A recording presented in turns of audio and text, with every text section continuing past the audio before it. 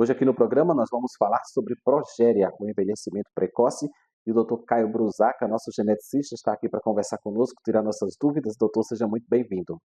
Obrigado, Salatiel, mais uma vez pelo convite. É sempre uma honra falar sobre aconselhamento genético, doenças genéticas e doenças raras. E hoje nós vamos falar sobre progéria, que é o envelhecimento precoce. O que seria envelhecimento precoce? É somente a aparência ou quando nós falamos de envelhecimento precoce, falamos das funções vitais também? A gente fala de envelhecimento precoce, as funções vitais da pessoa. A progéria, ela é a principal doença de envelhecimento precoce conhecida.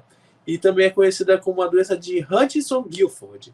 Hutchinson e Gilford foram dois médicos que descreveram pela primeira vez um quadro de crianças que tinham 2, 3, 4, 5 anos de idade e tinham a aparência de idosos, como se tivessem mais de 60 anos. A gente tem que entender que a progéria ela é uma doença multissistêmica. E como doença multissistêmica, ela afeta principalmente a aparência da pessoa, realmente ficar mais envelhecida, mas também todas as suas funções vitais acompanham esse envelhecimento. Caio, e é uma doença genética. Logo na infância, adolescência, a pessoa apresenta esses sinais de envelhecimento e também, vamos imaginar, um declínio hormonal. Quais são, os principais, sinais e prejuízos para a saúde? Antes de tudo, como doença genética, a doença de Hutchinson-Gilford ou progéria, ela é causada por mutação no gene LMNA, da liminina, que nós chamamos.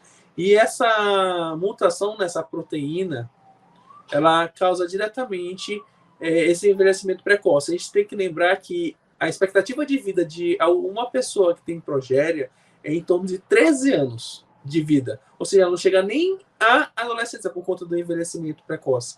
Tem risco aumentado para doenças cardiovasculares logo na infância.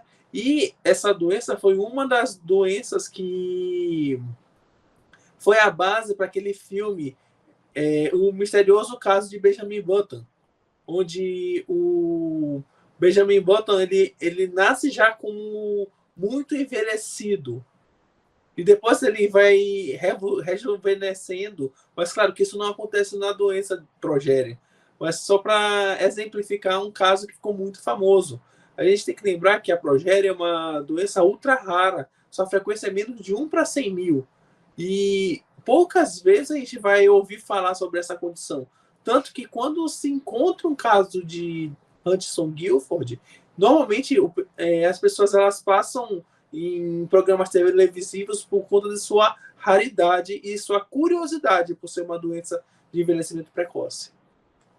Existem, países, existem, um grupo de risco, maior ou acontece eventualmente?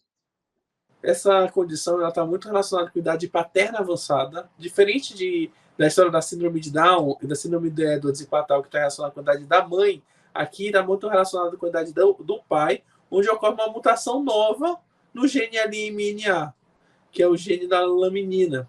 E, mais uma vez, eu digo e repito, aquele aspecto que a pessoa fica, ele fica com uma alopecia, ou seja, o paciente com progéria tem um quadro de alopecia, ou seja, falta de cabelos, tem uma face bem triangular e, mais do que isso, tem um frontal bem amplo.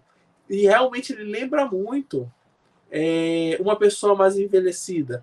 Pode ter lipodistrofia, ou seja, diminuição da quantidade de gordura, e também nós podemos ter atrofia muscular.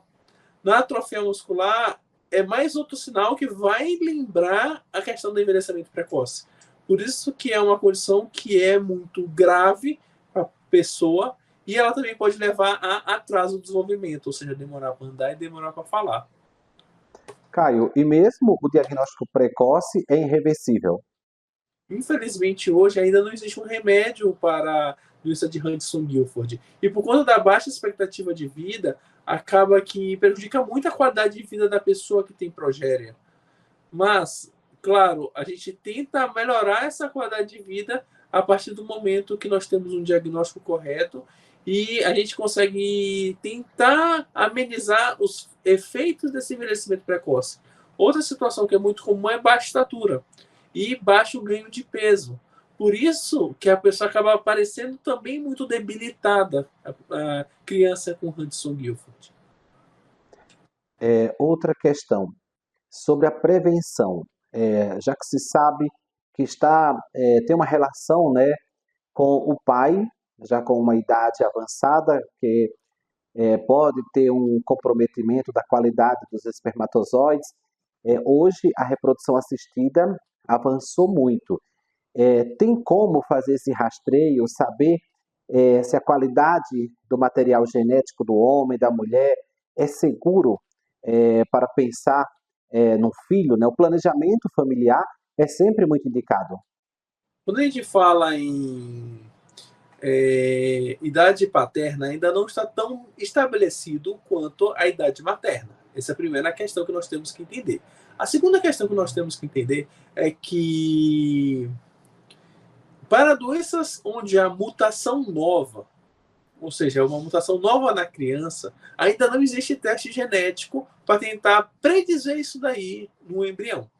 Por exemplo, existe alguns testes genéticos nos embriões que nós realizamos para prevenção de aneuploidias, mas para mutações novas ainda não foi descoberto alguma metodologia eficaz para poder prevenir o nascimento de uma criança com progéria. E essa aqui é uma grande situação. Como é uma mutação nova, muitas das vezes os pais eles são pegos de surpresa com esse diagnóstico. E esse diagnóstico ele é feito por volta de 19 meses de vida, ou seja, em torno de 1 ano e meio a 2 anos de vida. Não é um diagnóstico muito fácil logo nos primeiros meses de vida para ser fechado. Por isso que, às vezes, muitos dos pais eles demoram mais ainda para procurar ajuda ou procurar o especialista, que é o médico geneticista. Eu estava pensando aqui na seguinte situação, Caio. Os pais que tiveram um filho, né, com progéria, qual seria a abordagem do geneticista pensando numa futura gravidez? Definir riscos reprodutivos é parte do aconselhamento genético. E como parte do aconselhamento genético, nós temos que entender a seguinte situação. Como a progéria é uma mutação nova na criança, ou seja, os pais não vão ter progéria, é muito improvável que no próximo filho daquele casal venha a repetir essa condição, essa síndrome genética. Porém, a gente tem que avaliar cada caso, porque a avaliação é individual daquele casal.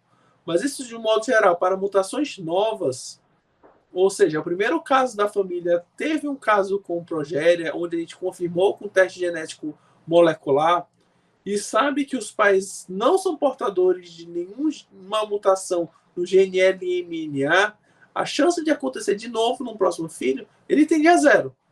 Por isso, mais uma vez, a gente diz a importância do aconselhamento genético em casos de qualquer doença ou síndrome genética.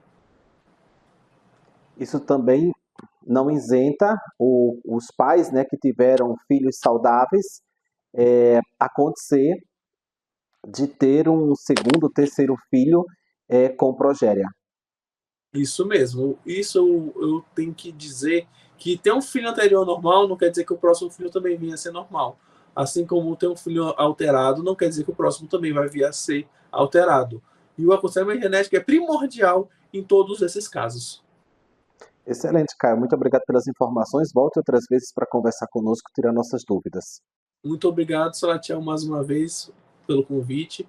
E nunca se esqueça, o aconselhamento genético ele salva vidas a partir do momento que nós fechamos diagnósticos, oferecemos tratamento e também riscos reprodutivos para um casal.